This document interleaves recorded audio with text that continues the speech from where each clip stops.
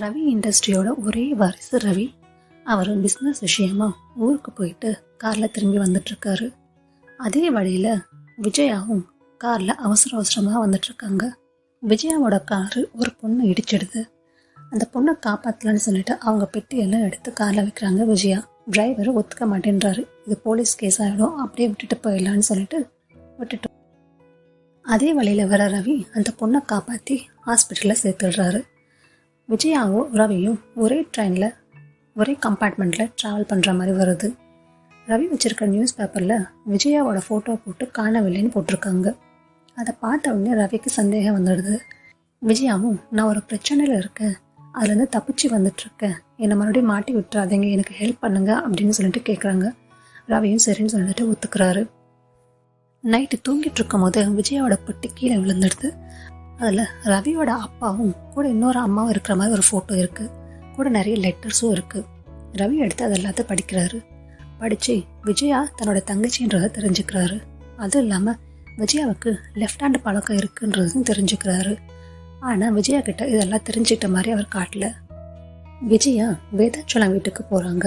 அதாவது ரவியோட அப்பா வீட்டுக்கு போகிறாங்க. போயிட்டு நான் தான் உங்கள் பொண்ணு, அம்மா இறந்துட்டாங்க, எனக்கு வேறு யாரும் இல்லை, அதனால தான் இங்கே வந்தேன் அப்படின்னு சொல்கிறாங்க. ஆனால் வேதாச்சலம் ஆரம்பத்தில் ஒத்துக்க மாட்டேன்றாரு. அப்புறம் கடைசியில் ஒத்துக்கிறாரு. இது வீட்டில் தெரிஞ்சால் பிரச்சனையாடும், அதனால் உன்னை என் ஃப்ரெண்டோட பொண்ணு அப்படின்னு சொல்லி வைக்கிறேன், நீயும் அப்படியே மெயின்டைன் பண்ணு அப்படின்னு சொல்கிறாரு. விஜயாவும் அதுக்கும் ஒத்துக்கிறாங்க. விஜயா ஒரு நாள் ரைட் ஹேண்டில் லெட்டர் எழுதிட்டுருக்காங்க. அதை ரவி பார்த்துடுறாரு.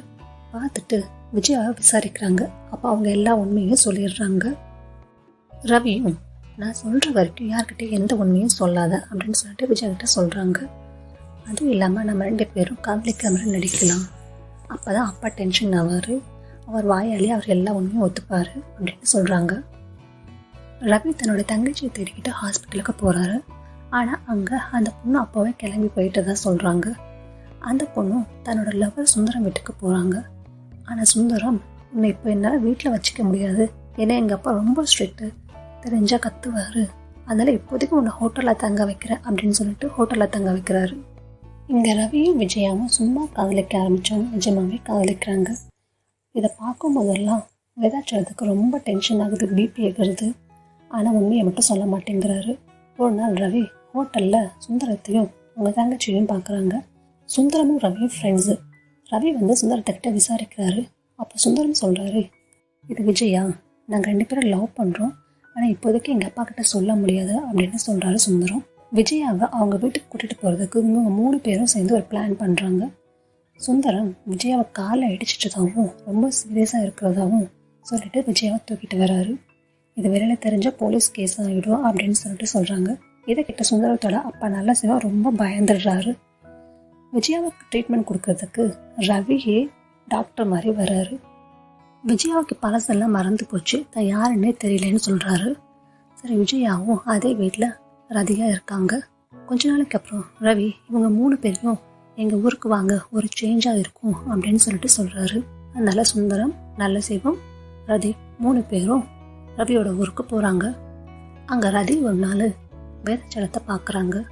பார்த்தவொடனே தான் அப்பா தான் அப்படின்னு சொல்ல போகிறாங்க. ஆனால் சொல்லவும் முடியல. இந்த விஷயத்த ரதி போய் ரவி கிட்ட சொல்கிறாங்க. அப்போ தான் ரவி எல்லா உண்மையும் சொல்கிறாரு. உன்னோட அப்பா தான் என்னோட அப்பா, நம்ம 2 பேரும் அண்ணன் தங்கச்சி, உன்னோட இடத்துல இப்போ விஜயா இருக்கா அப்படின்னு சொல்கிறாரு. இந்த உண்மையை அப்பாவே ஒத்துக்கிற வரைக்கும் நம்ம எல்லாரும் இப்படியே நடிப்போம், அதுக்கு முன்னாடி உனக்கும் சுந்தரத்துக்கும் கல்யாணம் ஆகணும் அப்படின்னு சொல்கிறாரு. மறுபடியும் ஒரு பிளான் பண்ணுறாங்க. ரவி போயிட்டு நல்ல சபத்துக்கிட்ட சுந்தரமும் ரதியும் லவ் பண்ணுறாங்க, அவங்க 2 பேருக்கும் கல்யாணம் பண்ணி வச்சிடலாம் அப்படின்னு சொல்கிறாரு.